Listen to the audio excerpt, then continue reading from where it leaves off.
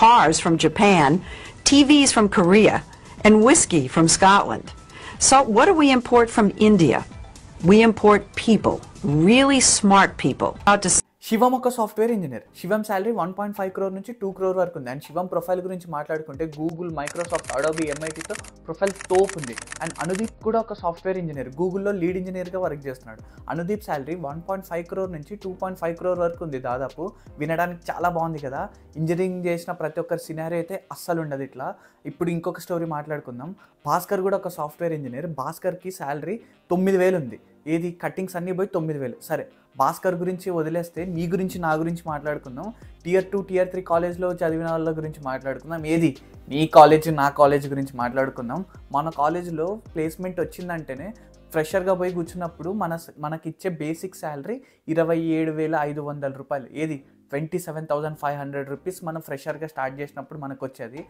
అది offer letter వచ్చేసరికి ఒక 6 నెలలు పొరపాటున ఆఫర్ లెటర్ వచ్చి బెంచ్ మీద కూర్చున్నామంటే ఆఫీస్లో మన వర్క్ అంతా ఎంఎస్ ఆఫీసే. ఇంకా నువ్వు గెయిన్ చేసుకోవడానికి ఏముండదు. ఇట్లా కాలేజ్లో నేర్చుకోలేక, అట్లా ఆఫీస్లో నేర్చుకోలేక, నాలెడ్జ్ లేక మధ్యలో నలిగిపోయేది నువ్వు మాత్రమే. సరే, ఇదంతా వదిలేసిన ఇండియన్ కాలేజెస్లో చదువుకున్నప్పుడు, ఈ Tier 2, Tier 3 కాలేజ్లో చదువుకున్నప్పుడు ప్రాపర్ నాలెడ్జ్ గెయిన్ చేసుకోలేక అబ్రాడ్కి వచ్చినప్పుడు, జర్మనీ లాంటి కంట్రీస్లో చదువుతున్నప్పుడు చాలా డిఫికల్టీ ఫేస్ చేస్తావు. అసలు ఈ డిఫికల్టీ ఎందుకు ఫేస్ చేస్తున్నావో దాని గురించి మాట్లాడుకుందాం ఈ వీడియోలో. అండ్ ఆ డిఫికల్టీ నువ్వు ఫేస్ చేయకూడదు, ఇక్కడికి వచ్చిన తర్వాత నేను పడినంత కష్టం నువ్వు పడకూడదు అంటే ఇండియాలో ఉన్నప్పుడే నువ్వు ఏం చేయాలో ఈ వీడియోలో డీటెయిల్గా చెప్తాను. ఫస్ట్ నుంచి లాస్ట్ వరకు మిస్ చేయకుండా అయితే చూడు. అసలు అందరూ ఇంజనీరింగ్లో ఒకటే సిలబస్ చదువుతున్నప్పుడు, బ్రాంచ్ వైజ్ ఒకటే సిలబస్ కాపీ నేర్చుకుంటున్నప్పుడు ఎందుకు ఇట్లా డిఫరెంట్ సాలరీస్ వస్తున్నాయి? ఎందుకు ఇట్లా డిఫరెంట్ నాలెడ్జ్ వస్తుంది? టీచ్ చేస్తుంది ప్రొఫెసర్లే కదా, మరి ఎందుకు మనకు నాలెడ్జ్ రావట్లేదు? హలో, నమస్తే, వెల్కమ్ టు జర్ మనీ వ్లాగ్స్. మీతో మాట్లాడుతుంది మనీ, మన కెమెరామ్యాన్ అండ్ రిపోర్టర్ చింటూ. ప్రతి ఇయర్ ఇండియా నుంచి 1.5 million స్టూడెంట్స్ గ్రాడ్యుయేట్ అవుతున్నారు. అంటే దాదాపు 15 లక్షల మంది స్టూడెంట్స్ బీటెక్ ఫినిష్ చేసుకొని బయటకు వస్తున్నారు. ఈ 15 లక్షల మంది స్టూడెంట్స్లో జాబ్లు ఎంతమంది కొడుతున్నారు తెలుసా? 2.5 లక్షల నుంచి 3 లక్షల వరకే. అంటే మిగతా వాళ్ళంతా అప్పుడు రియలైజ్ అవుతున్నారు వాళ్ళు ఏం చేయాలనుకొని. సరే, ఇదంతా వదిలేసిన స్టాటిస్టిక్స్ వైజ్ చూసుకుంటే ఇండియాలో కోర్ జాబ్స్ అంటే వాళ్ళు చదివిన దానికి సంబంధించిన చేసే జాబ్స్ మాత్రం 7.07% పీపుల్ మాత్రమే చేస్తున్నారు. అంటే నువ్వు సివిల్ చేస్తే సివిల్ రిలేటెడ్ జాబ్, మెకానికల్ చేస్తే mechanical related job, triple E చేస్తే ట్రిపుల్ ఈ రిలేటెడ్ జాబ్ చేస్తుంది మాత్రం ఇంతే. ఇంకొంతమంది బీటెక్ అయిపోయిన తర్వాత రియలైజ్ అవుతున్నారు వాళ్ళు ఏం చేయాలనుకొని. ఇదే ఒక పెద్ద ప్రాబ్లం అయిపోతుంది. అండ్ అసలు ఇదంతా వదిలేసిన ఏదైనా లాస్ట్కి వచ్చి సముద్రంలోనే కలిసాలన్నట్టు కెమికల్ ఇంజనీరింగ్ చేసినా, మెకానికల్ చేసినా, సివిల్ చేసినా, ట్రిపుల్ ఈ చేసినా ఇప్పుడు మొత్తం వచ్చి ఐటీలోనే పడుతున్నారు జనాలంతా. లెక్కల ప్రకారం మాట్లాడుకుంటే 100లో 80% మంది ఇంజనీర్లు మాత్రం జాబ్ లేకుండానే ఉన్నారు. అండ్ వీళ్ళంతా చాలామంది ఇంజనీరింగ్ చేసి టీ షాప్ పెట్టుకున్నాడు, ఇంజనీరింగ్ చేసుకొని కూలి పని చేస్తున్నాడు, ఇంజనీరింగ్ చేసి ట్రైన్ స్టేషన్లో పని చేస్తున్నాడు, ఇంజనీరింగ్ చేసి అక్కడ పని చేస్తున్నాడు, ఇంజనీరింగ్ చేసి డెలివరీ బాయ్ అయినాడు. ఇట్లాంటి స్టోరీసే మనం చాలా వరకు వింటున్నాం. అసలు చాలామందికి ఇంజనీరింగ్ ఎందుకు చేస్తున్నాం, ఈ ఇంజనీరింగ్ చేయడం వల్ల ఉపయోగం ఏంటిదని కూడా తెలియకుండా జస్ట్ ఏదో డిగ్రీ కోసం చదివేస్తున్నారు. సరే, ఇదంతా వదిలేసిన బ్రో మా కాలేజ్లో హైయెస్ట్ ప్యాకేజ్ 50 lakhs, బ్రో మా కాలేజ్లో హైయెస్ట్ ప్యాకేజ్ 1 crore ఇట్లాంటి వచ్చినప్పుడు నువ్వు వింటున్నావు. కానీ Tier 2, Tier 3 కాలేజ్లో ఎంతమందికి 50 లక్షల ప్యాకేజ్ వస్తుంది, ఎంతమందికి 1 కోటి రూపాయల ప్యాకేజ్ వస్తుందో ఒకసారి నువ్వే ఆలోచించు. ఒకవేళ వాళ్ళకి అంత ప్యాకేజ్ వస్తుందంటే వాళ్ళు చదువుతున్న సిలబస్సే కదా నువ్వు చదువుతున్నావు, నీకెందుకు రాలేదు, వాళ్ళకి ఎందుకు వచ్చింది? ఇది కూడా ఒకసారి ఆలోచించు. అండ్ ఇదంతా పక్కన పడితే బ్రో మరి మైక్రోసాఫ్ట్లో CEO సత్యనాదేలా, లేకపోతే సుందర్ పిచే, లేకపోతే అగర్వాల్ వీళ్ళు కూడా బాగానే సంపాదిస్తున్నారు కదా. అండ్ ఇట్లాంటి ఇండియన్స్ చాలామంది మన వాళ్ళు CEOలు అయిన దాంట్లో కూడా ఉంది అని అంటావా? ఎస్, నేను కూడా ఒప్పుకుంటా. కానీ వాళ్ళు చదివిన ఎడ్యుకేషన్ బ్యాక్గ్రౌండ్ అండ్ వాళ్ళ ప్రొఫైల్స్ చూడు, వాళ్ళు ఫాలో అయిన పాత చూడు, ఇవి ఒక్కసారి చూడు. ఇవన్నిటిని నువ్వు ఫాలో అయ్యి మాట్లాడితే అప్పుడు నేను యాక్సెప్ట్ చేస్తాను ఈ టర్మ్. కేవలం ఇంజనీరింగ్లో మనకు చెప్పే సిలబస్తో నేర్చుకొని నువ్వు ఇట్లాంటివి చేయగలుగుతావంటే చెప్తున్నా బాగా విను, నువ్వు 100% ఒక ఫ్యాంటసీలో బతుకుతున్నట్టే. అసలు ఇదంతా ఎక్కడ మొదలైందని చూస్తే 1991లో ఇండియాలో లిబరలైజేషన్ మూవ్మెంట్ తర్వాత కంపెనీస్ మొత్తం లేయడం స్టార్ట్ అయినాయి. సడన్గా ఈ ఐటీ బూమ్ వచ్చింది, ఐటీ కారిడార్స్ లేచినాయి. Technology brings a revolutionary change. And ఇంకొకటి ఏంటిదంటే సన్, ఒరాకిల్, మైక్రోసాఫ్ట్ లాంటి కంపెనీస్ ఇండియాకి ప్రాజెక్ట్స్ అవుట్సోర్సింగ్ చేయడం స్టార్ట్ చేసినాయి. ఎందుకంటే వాళ్ళు కనుక అవుట్సోర్సింగ్ ఇస్తే దాదాపు 80% లేబర్ కాస్ట్ కటింగ్ చేసుకోవచ్చు వాళ్ళ కంట్రీతో పోలిస్తే. ఈ రీజన్ వల్ల వాళ్ళకి ప్రాజెక్ట్ ఫినిష్ అయిపోయేది అండ్ తక్కువ ఖర్చుతో అయిపోయేది. ఇంకొక ప్రైమరీ రీజన్ ఏంటిదంటే మన ఇండియన్స్ ప్రెషర్ పెట్టి వర్క్ లోడ్ కనుక ఇచ్చినామంటే ఎంత కష్టమైనా పూర్తి చేస్తాం. అండ్ మెయిన్ రీజన్ ఏంటిదంటే మన ఇండియన్స్ ఇంగ్లీష్ బాగా మాట్లాడతారు వేరే వాళ్ళతో కంపేర్ చేస్తే. ఈ 2 రీజన్స్ వల్ల ఇండియాలో ఐటీ బూమ్ వచ్చింది. సో ఇట్లా డిమాండ్ చూసేసరికి అందరి కాన్సన్ట్రేషన్ మెల్లగా ఐటీ వైపే పోయింది, సాఫ్ట్వేర్ ఇంజనీరింగ్ వైపు. పేరెంట్స్ నుంచి స్టూడెంట్స్ వరకు మొత్తం సాఫ్ట్వేర్ మీదనే పడినారు. నీది ఇంటర్ అయిపోయిందా, తర్వాత ఇంజనీరింగ్ చేయి, సాఫ్ట్వేర్ జాబ్ కొట్టు.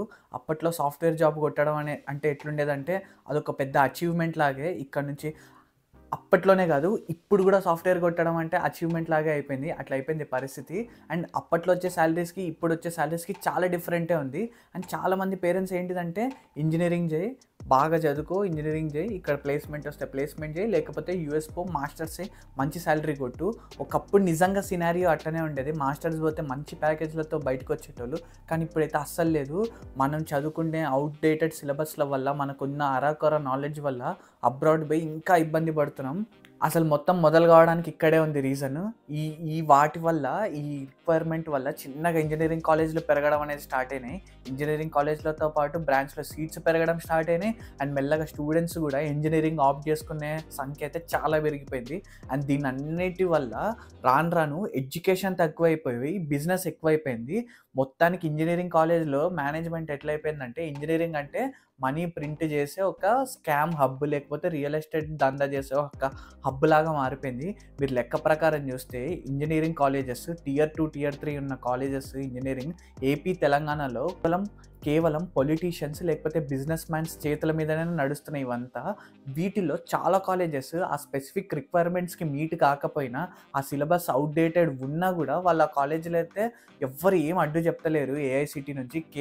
కారణం కేవలం డబ్బు మాత్రమే.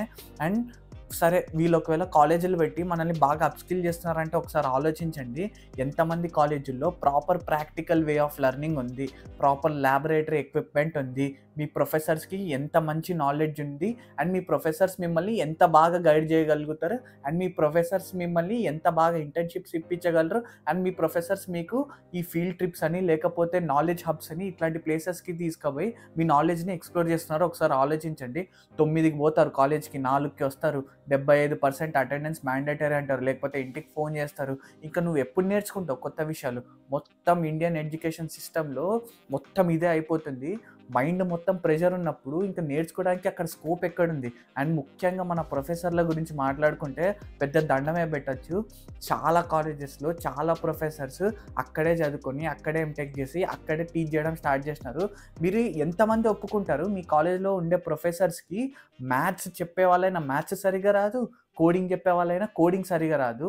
నన్ను ఎగ్జాంపుల్ చేసుకుంటే నేను బీటెక్లో చదివినప్పుడు నాకు లిటరల్గా హలో వరల్డ్ ప్రోగ్రామింగ్ కూడా రాదు, కానీ నేను సి లాంగ్వేజ్ పాస్.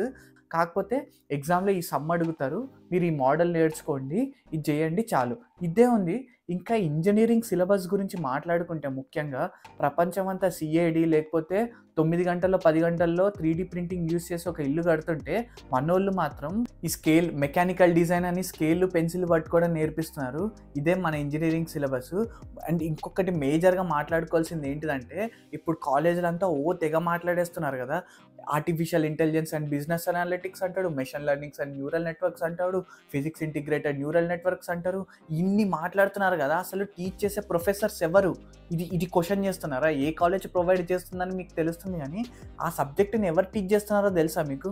లేదు. అట్లాంటి ఒక ప్రొఫెషనల్ సబ్జెక్ట్ టీచ్ చేస్తున్నాడంటే వాడు ఒక ఇండస్ట్రీలో పనిచేసినాడో లేకపోతే కొన్ని ఇయర్స్ ఆఫ్ ఎక్స్పీరియన్స్ ఇండస్ట్రీలో రియల్ టైమ్ ఎక్స్పీరియన్స్ ఉన్నోడు అయితేనే టీచ్ చేయగలుగుతాడు. కానీ నిన్న మొన్న బీటెక్ ఫినిష్ చేసి వచ్చి నీకంటే ముందు ఒక రోజు రాత్రి ముందే చదువుకొని వచ్చి టీచ్ చేస్తే ఇంకా చెప్పే టీచర్కే అంత ప్రొఫిషియన్సీ లేకపోతే, అంత నాలెడ్జ్ లేకపోతే ఇంకా నువ్వెప్పుడు నేర్చుకుంటావు? అందుకే కోర్సులు వెనక, కాలేజ్ వెనక కాకుండా అసలు దాన్ని ఎవడు టీచ్ చేస్తున్నాడు, టీచ్ చేసేవాడు నీకు ఏం ఆపర్చునిటీలు ఇప్పిస్తాడనే దాని గురించి ఒక్కటే ఆలోచించు. అండ్ ప్రపంచమంతా ఏఐ గురించి, జనరేటివ్ ఏఐ గురించి లేకపోతే ప్రాంప్ట్ ఇంజనీరింగ్ గురించి, వీటి గురించి మాట్లాడుతుంటే మనోళ్ళు మాత్రం చాలా వరకు అవుట్డేటెడ్ సిలబస్ పెట్టుకొని కీబోర్డ్ డెఫినేషన్ ఏంటిది, మౌస్ డెఫినేషన్ ఏంటిది, లేకపోతే ఫ్లాపీ డిస్క్ అంటే ఏంటిది, ఈ డెఫినేషన్లు పెట్టుకొని నేర్పించుకుంటున్నారు.